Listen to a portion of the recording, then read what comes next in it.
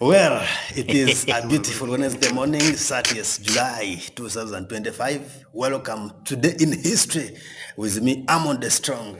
Today we are looking at what happened in history, and we are looking at the death of John Galanga. That was 30th July 2005. John Galanga was a leader in South Sudan, and he had also influence on Sudan as a country. We are now looking at the circumstances that led to his death. Look at.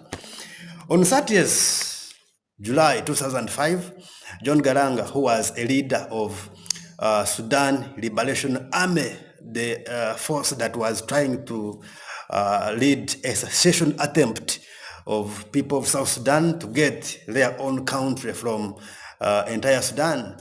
And at that time, this man had visited Uganda to have a meeting with His Excellency Yoweri Kaguta Museveni, which was held successfully in Rwachitura, that is Chifura district in southwestern Uganda. After the meeting, a helicopter, MI-172 presidential helicopter jet of Uganda had to take him to Sudan, and eventually as they were crossing the border along the mountain ranges in South Sudan, the plane got a crash and this man John Galanga died there instantly. So we are looking at that history. Today we are celebrating his life after 20 years. This man had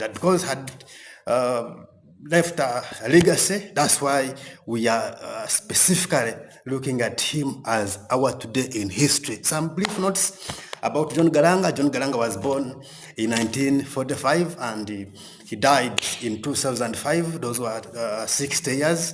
It means he lived for 60 years.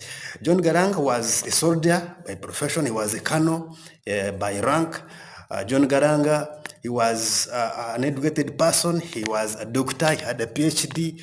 John Galanga, the man himself we're talking about, he was a leader of Sudanese Liberation Army, the force that was trying to make sure that Sudan gets independence.